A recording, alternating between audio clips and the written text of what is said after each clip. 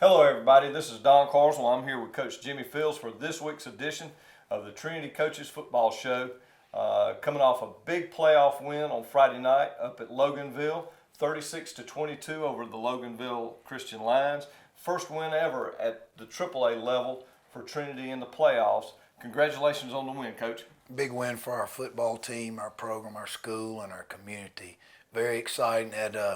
It was almost like a home game, just 2 hours north, and had a lot of parents, a lot of supporters there, and that made a big difference. Had a big crowd they didn't have a lot of room. I'd heard ahead of time they didn't have a lot of room on the visitor side, but if you look down, and Barry and I were doing the game for TV 35, and you could look down and you could see a smattering of Trinity folks on the home side as well, and it was a great supportive crowd there, and the team played like they were at home.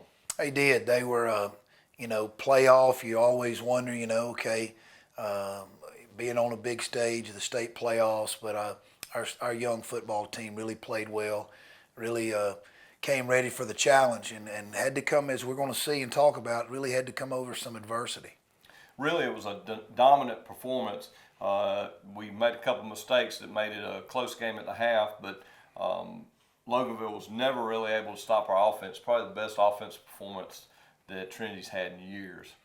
Yeah, real pleased with, starts with the offensive line, and, led by seniors Jackson Brack, Jackson Smith, and Philip Barwick, those three seniors, and talking about, Jackson Brack's been a starter for several years, and, anchoring that offensive line. Those guys, anytime you rush the football for over 400 yards and possess the ball, it starts right there. And, of course, sophomore Grant Grosh, sophomore Sidney Carlson, those guys got in there, sophomore Kalen Williams, and that offensive line just really dominated the line of scrimmage from the opening kickoff. I know the old coaches up in heaven, hopefully they're in heaven, Bear Bryant and Woody Hayes and, Vince Dooley down here, and some of these other guys, they'd sure be proud to see a team do what you did and roll up over 400 yards and only throw it 4 times and not one single pass the second half. Yeah, I tell you, when you're running the ball and it's real simple. It's not rocket science. You just continue to do what the kids are being successful with, and our kids were being successful just at a few things. So, we just kept the ball in their hands, and literally, they took control of the game. Well, that win leads us to being back on the road, but this week we're headed south and a couple hours south to play defending state champion Valwood Valiants on Friday night down in Valdosta. Tell us a little bit. We'll talk about them before the show's over, but just give us a little preview of what to expect on Friday. Very explosive offensive team. Ashley Henderson, the coach there, several years of, following the lines of the Valdosta tradition. Valwood is a year in and year out a dominant football program in the GISA. We played them a couple of years ago when we were in AA, and they went on to win the AA state championship back in, I believe, 2012. But a growing school has moved up to AAA, and like you mentioned, defending state champs, they won it all last year at the AAA level. So we'll see a lot of speed on the field, a lot of size too, and we'll talk about that. But a big challenge. But we're in the final 8, and from here on out, it's going to be big. That's right. Well, we'll be back with those first half highlights after this break.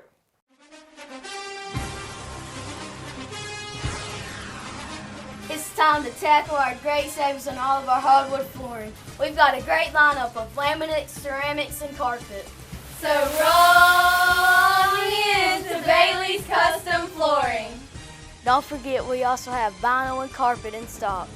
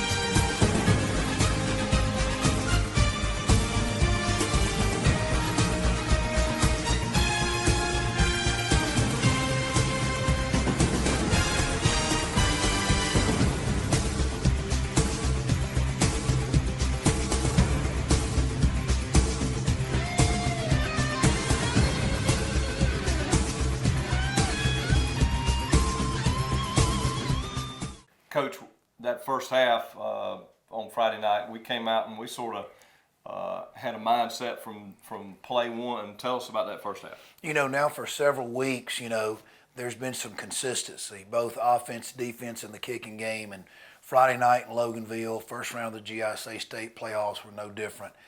We came out and set a good tone and kicking game. Colin Crozier did a good job, his best job of the year, kicking the ball. And these hard squib kicks, they were hard to handle. He put a lot of mustard on it and did a great job, and that's huge for us, and setting field position. And our defense, bended a while, there early at times, their passing game was somewhat effective through the course of the night, but our defense rose up and when they had to make plays, did so.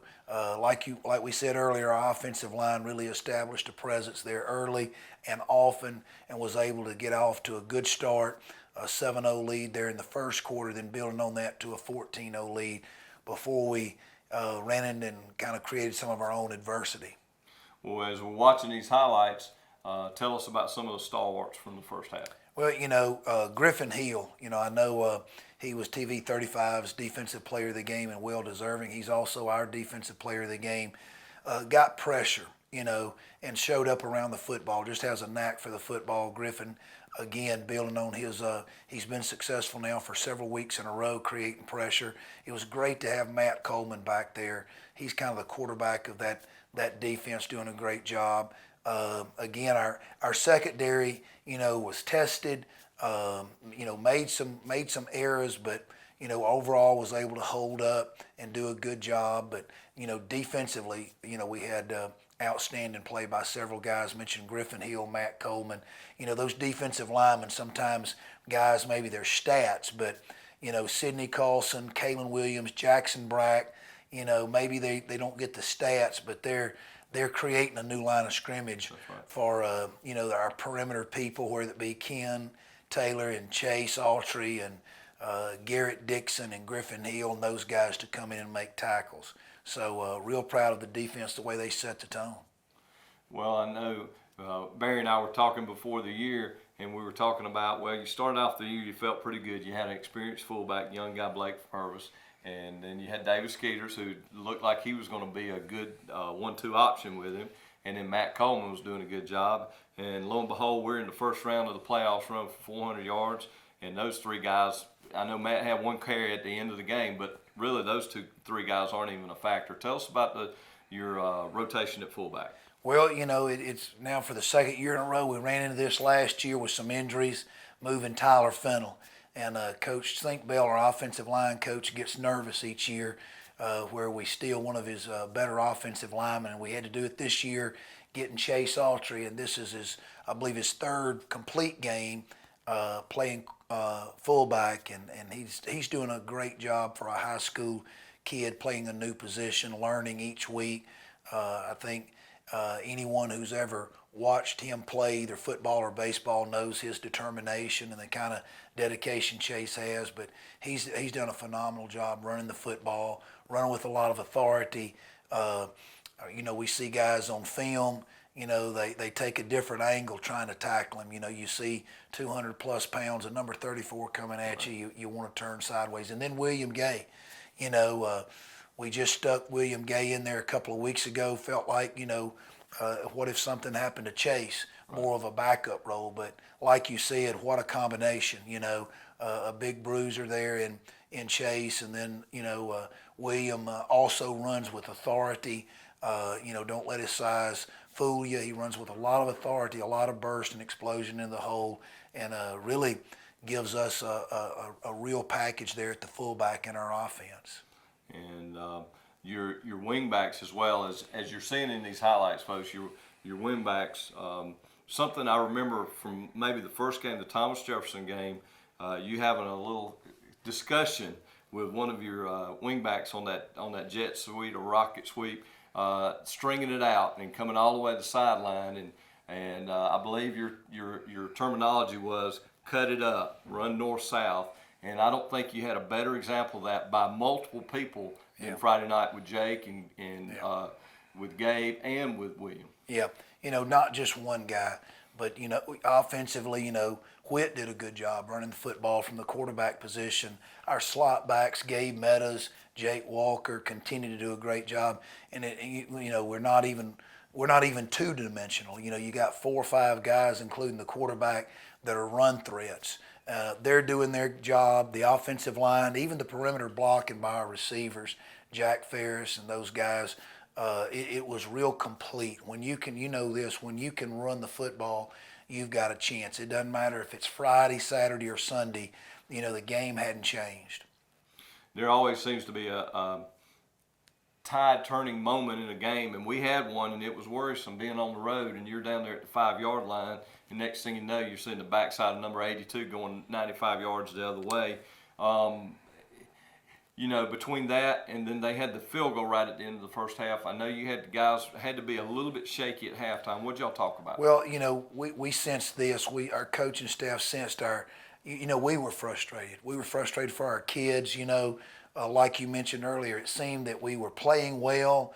Real close to having a real good handle on the game, but it slips away. Some costly turnovers, 3 turnovers there in the second quarter, which they were able to capitalize. But our kids continued to play hard. They kept their focus. They were becoming a little bit unraveled. And we talked about that at halftime, Don, about it. Basically halftime was making some adjustments, making our normal little X and O's and the things you draw on the board there, the tips and reminders. But the big thing was mentally, know who you are, know what you do. And just be true to who you are.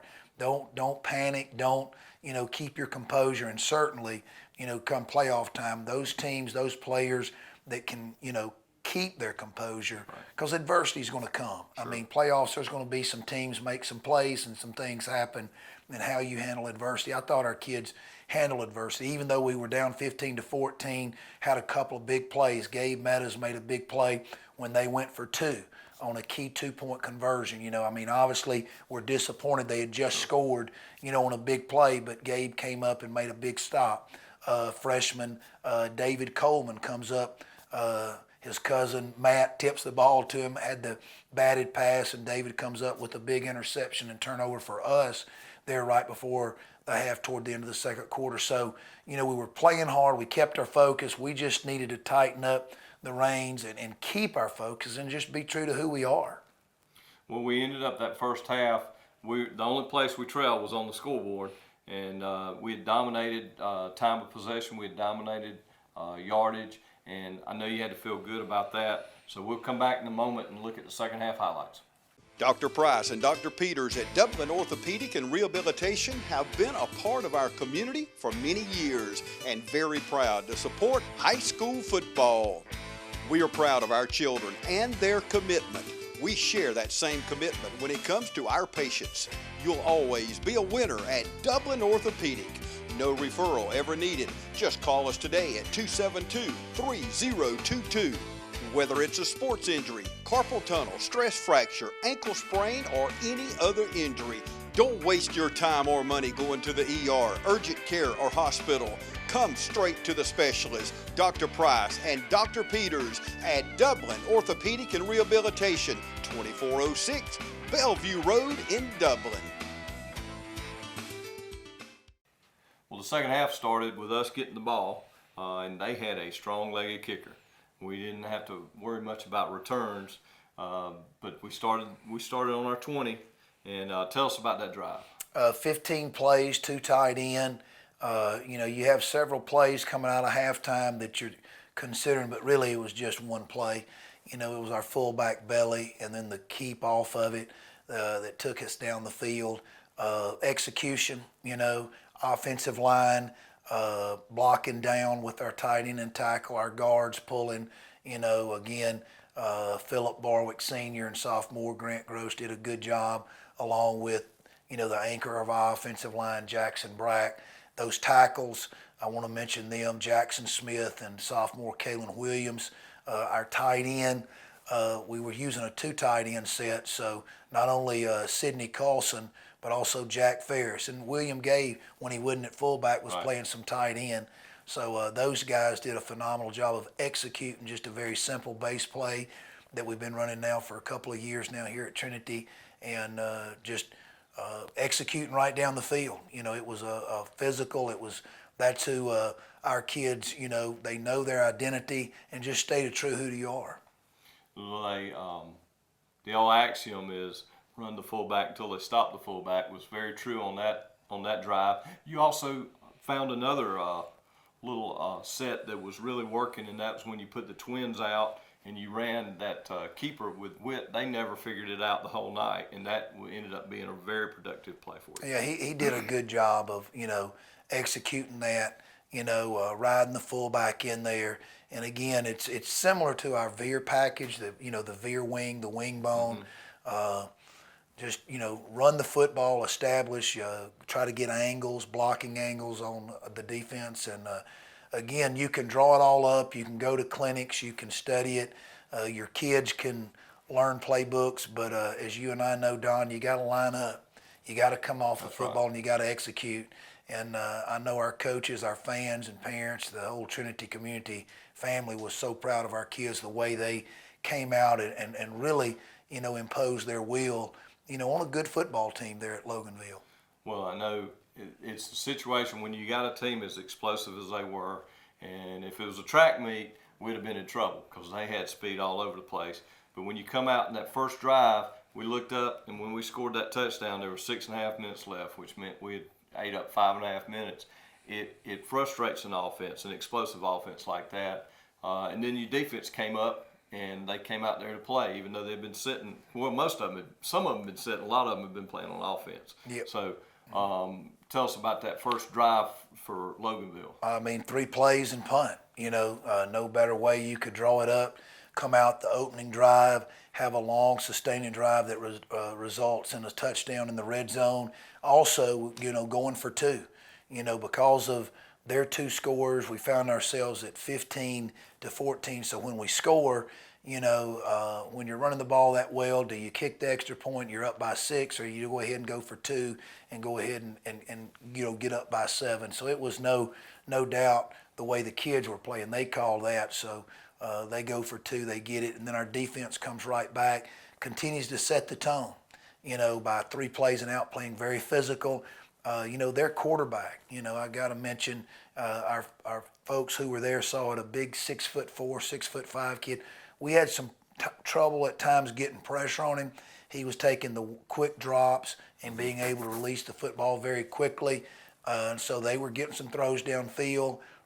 We pretty much shut down the run game, and then did get pressure to him when we had to. Our defensive backs out there on islands, they missed some plays, but they made some plays.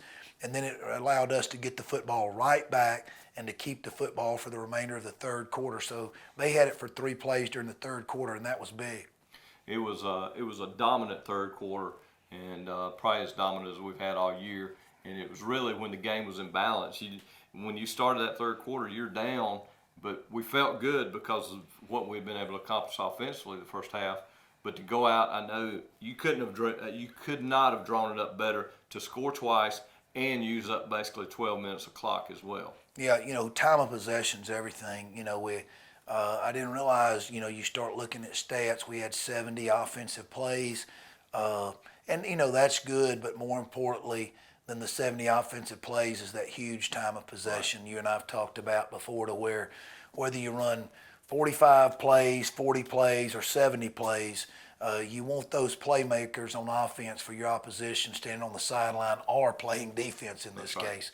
And because of a strong offensive line, and again, our offensive player of the game that we chose, we chose our entire team. You know, of course, Chase had a big night, rushing for almost 190 yards on 30-something carries, and that's to be commended. You know, what a job he's done.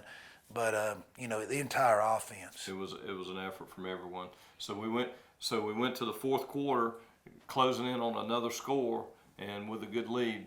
We'll be back in just a moment to look at those fourth quarter highlights. Back to back. At Dublin Nissan, we've been honored 2 years running with Nissan's Award of Excellence. Thank you. Thank you. Right now, save up to $5,000 off an Ultima or Rogue. Save even more with up to $7,500 off a Maxima or Murano, Dublin Nissan has the winning team. From parts and service to sales and finance, Dublin Nissan is truly the only dealer you will ever need. So, Coach, we're up. We scored to start the fourth quarter, and that puts us up 2 touchdowns. And they come back, and they're having a little bit of success, and it's going back and forth. And then we break off a big play, and it seemed like you could feel the air go out of the whole stadium before we scored that last touchdown.